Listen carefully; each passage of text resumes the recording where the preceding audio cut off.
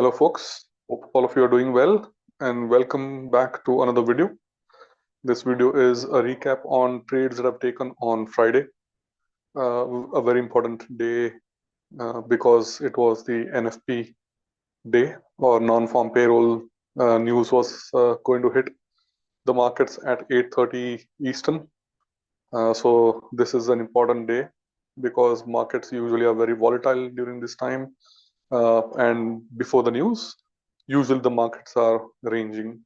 So I was eager to quickly get onto my trades and be done with so that I don't hit the exhaustion or consolidation stage of the markets and do my job and get out and enjoy the weekend.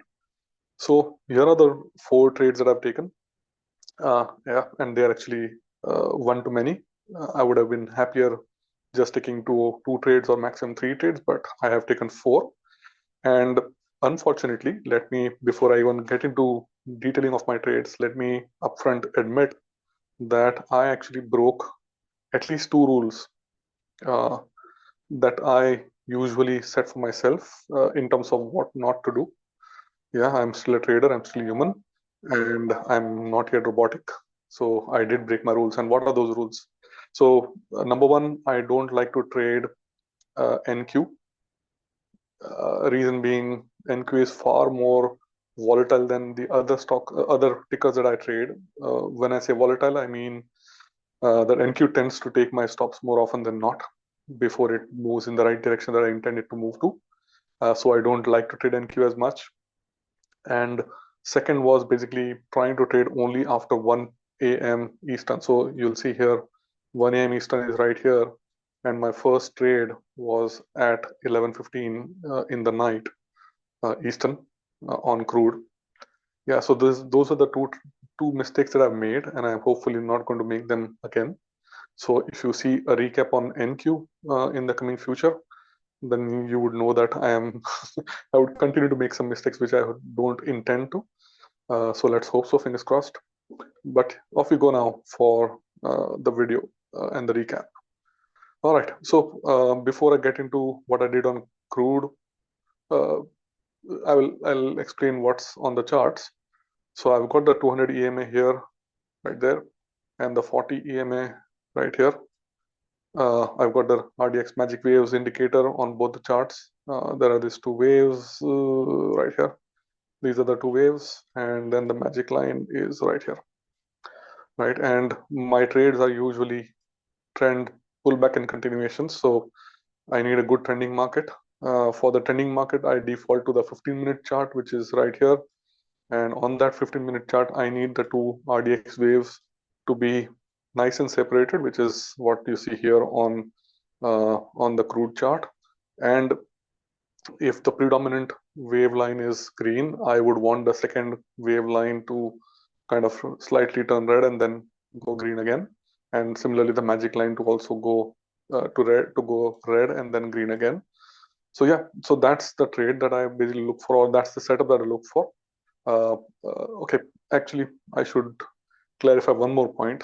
I made a third and the biggest mistake, to be honest, which is to look for continuations, but only look for one particular pattern, which is the double 3 on the 3-minute chart and a single 15, right? So on crude, I was extremely eager to take this trade because crude has been trending a lot. And you'll see how crude trended even after I took this trade. So I was very eager to kind of take this trade on crude for 2 reasons. One, because crude was really bullish, and second was because I see this line right here. This line is basically what I call the pre-market open line, which is basically the 6 o'clock line. So whenever the market starts at 6 o'clock, this yellow line gets printed out. And that line is an extremely important line for me because it acts as a huge support and resistance line. So when I saw that crude was sitting here and I had this pullback, I thought that's a good trade to go long and hit that line itself. So I did break the other rule of not waiting for the D3. I went for the single 3, as you can see here, which is the single wave going down red and then joining back. So yeah, it wasn't optimal. So let me re-emphasize that I actually broke three rules. One, not to trade NQ. Two, not to trade before 1 a.m. Eastern. And three, only look at D3 S15s. And instead of that, I actually did a single 15 trade. So yeah, I broke three rules. The most important being the pattern that I've traded. So I'm very clear that I don't want to do that again. Yeah, sometimes I guess important days like the NFA day make me a bit more anxious, and I just want to be done with certain trades before the market hits that bad phase of volatility. Right. So yeah, guilty as pronounced, but here is a trade. As you can now see, entry was on the 40, on the 15 and the 3-minute chart, and it was a long uh, right there, and I got out just before the price hit the yellow line. So that was a nice quick scalp. There was zero heat here on this trade, so that was a good trade in that sense. Lucky me. I may not be as lucky every time, but what happened, and I think this is where subconsciously I was not happy, because crude, by the time I got out, right, it started like a crazy move, and it just went ballistic throughout the day until 9 o'clock, 10 o'clock. And you can see that I actually entered at, I distinctly remember I actually entered at 74.15, and I got out at 74.30, and crude has gone. So that was a 15 tick trade.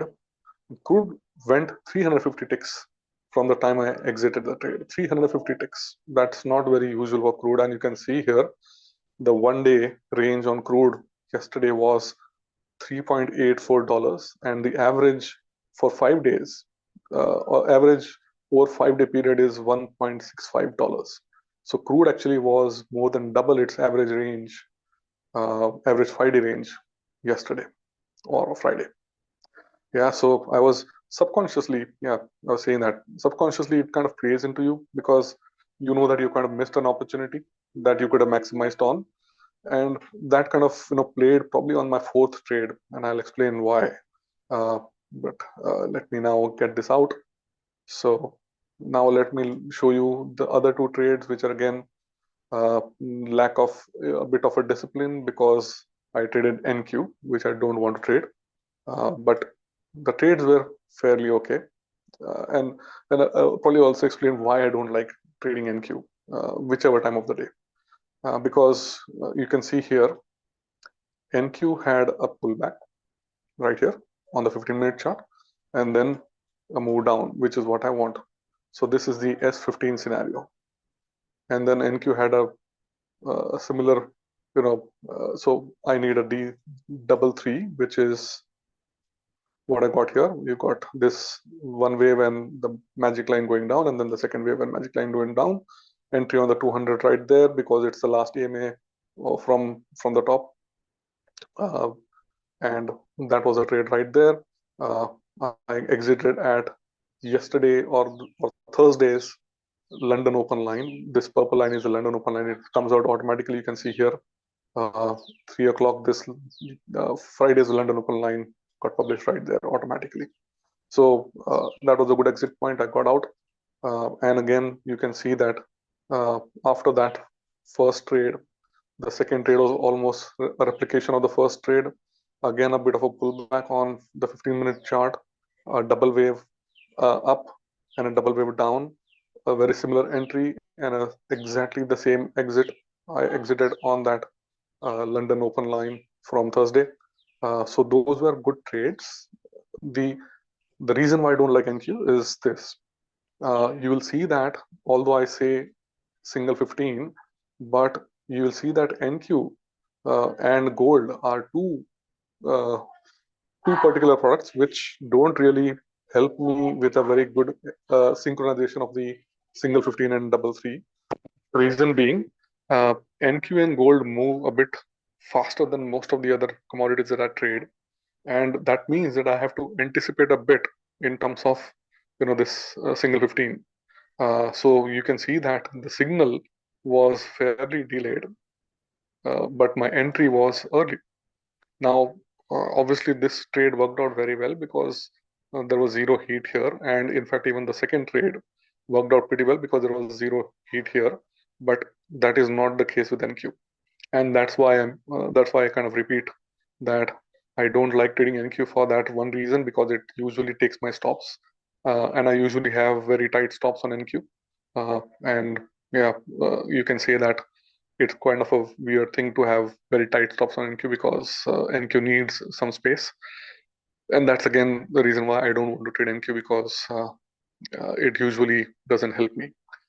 In this case, it did work out well, so I should not complain as much. But again, a note for myself not to trade NQ. There are many more opportunities on the way. And let me now go to the fourth trade, which again, one too many, but I guess the only saving grace for me was that that was the trade that was the most correct in terms of what I did.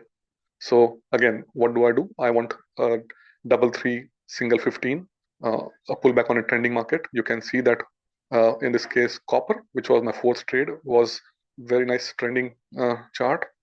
And you can see here, there was a single wave down on the 15 and then a single wave up. So from a down to a continuation, from a pullback to a continuation, right? And then you need the two waves to be down on the 3 minute, which is a double three down and then a double three up. And that was it. Again, I entered exactly at the 200 and the 40, which were kind of bound together. And I exited at this red line. The red line in this case is the 8:30 news line every day. So you can see that right here at 8:30 on my charts. Whatever is the price of that chart on that day, this line comes out automatically. So this was from yesterday or Thursday's 8:30 news line, and that's a good exit point for me. I went long, boom, I exited just below that and out. So that was my fourth trade, and that was basically the day for me. Very good green trades, four of them. So I shouldn't complain. But in summary, I broke three major rules, and I hope to do far better than what I did in terms of adhering to my rules.